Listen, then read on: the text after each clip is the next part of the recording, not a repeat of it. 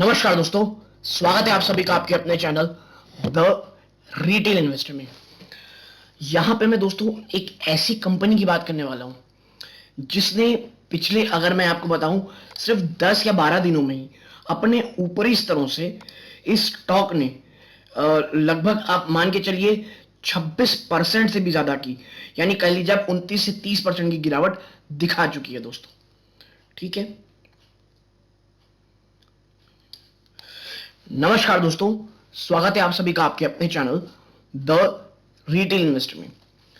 दोस्तों, एक ऐसी दिग्गज कंपनी की बात करने वाला हूं जिसने पिछले 3 महीनों में अपने ऊपरी स्तरों से 30% के आसपास की गिरावट दिखा दी है।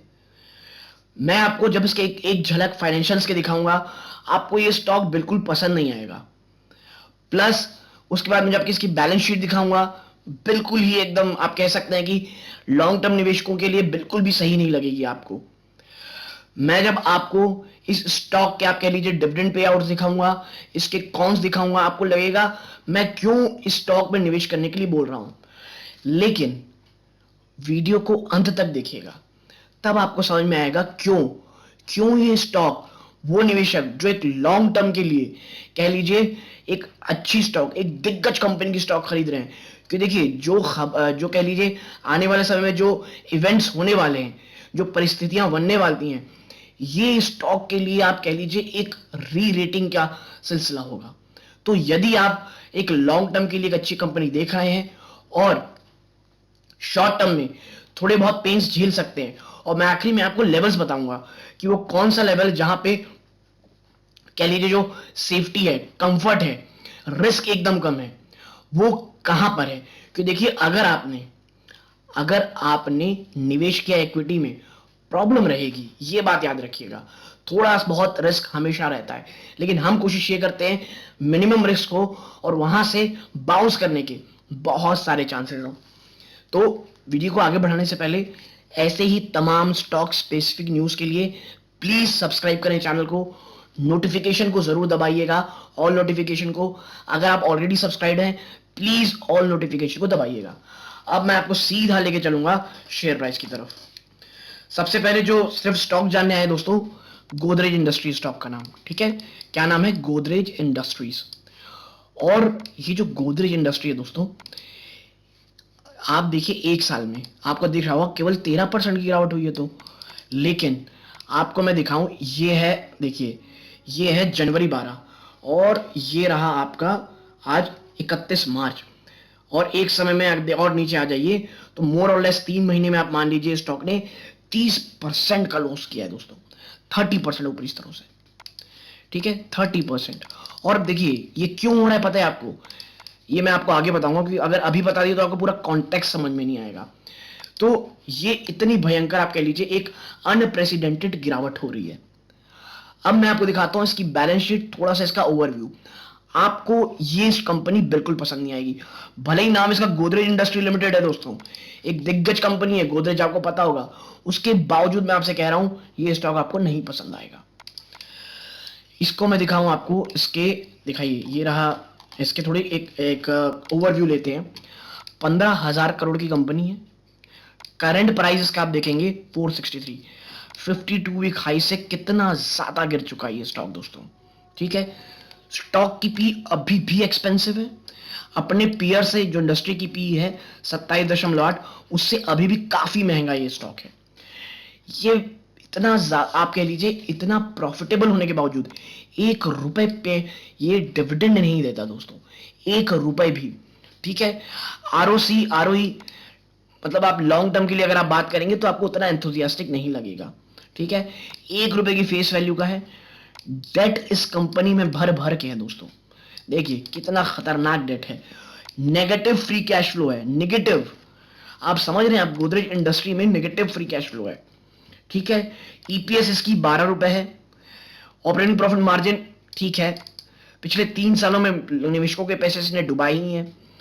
12 महीनों में लगभग 400 करोड़ का प्रॉफिट जनरेट हुआ है।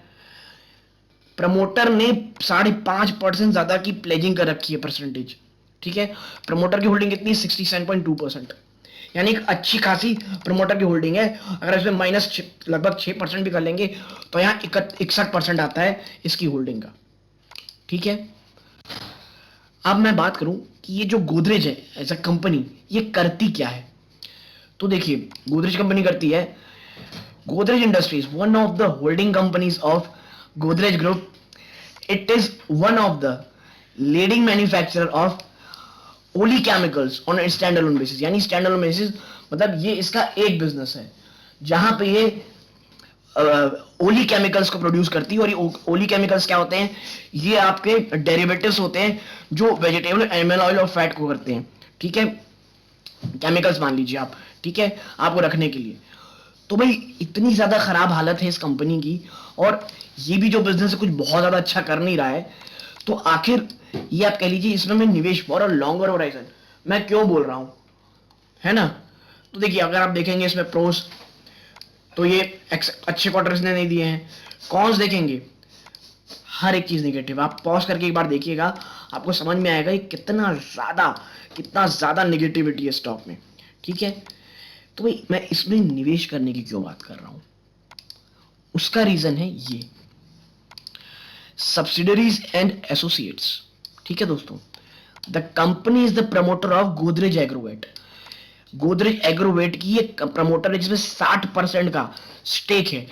It is the biggest producer of animal feed in India and is a major player of domestic oil palm plantation in domestic market.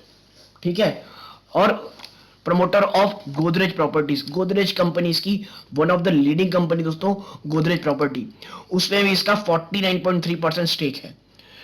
The company is currently developing landmark project 12 cities across India covering 13 million square meters. और Godrej consumer product में भी 23.7% stake है। ठीक है, और आपको पता होगा इसके कितने सारे कह लीजिए प्रोडक्ट्स हैं।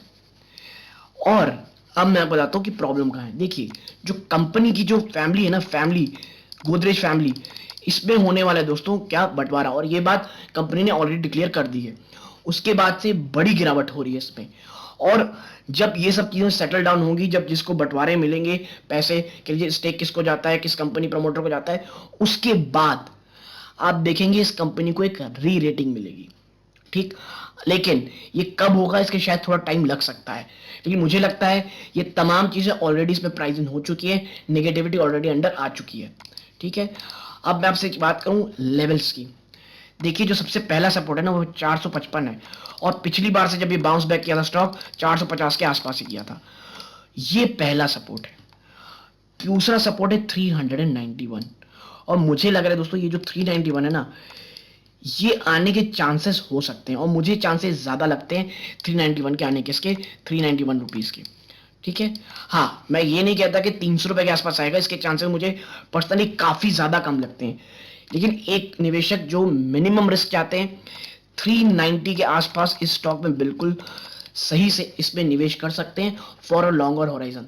देखिए, मैं फिर बोल रहा हूं, ये लॉन्ग टर्म निवेश इन्वेस्टमेंट के लिए है, और फैमिली जो गोदरेज फैमिली है, इनमें जब चीजें बंटवारा होगा, किसके हिस्से में क्या आता है, क्या स्टेक आता है, ये तमाम चीजें आगे चल के समझ में आएंगी। ऑलरेडी ये इन्होंने बता दिया है भी हम बिजनेस अलग करेंगे, और तब गोदरेज इंडस्ट्री का एक री रेटिंग होते आप जरूर देखेंगे। तो यदि आप एक ऐसी कंपनी ढूंढ रहे हैं जो लॉन्ग टर्म में काफी अच्छा पैसा बना सकती हो, शॉर्ट टर्म में आप पेन देख सकते हैं, तो मुझे लगता है ये कंपनी बहुत अच्छी हो सकती है। अगर आप कह लीजिए मीडियम रिस्क टेकर है, मुझे लगता है करंट लेवल में भी आप निवेश कर सकते हैं, क्योंकि 400 के आसपास मुझे लग रहा है बहुत तगड़ा सपोर्ट है।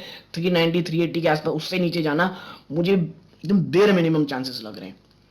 लेकिन ये मेरी पर्सनल राय है, आप कोई भी पोजीशन बनाएं उससे पहले सर्च करें।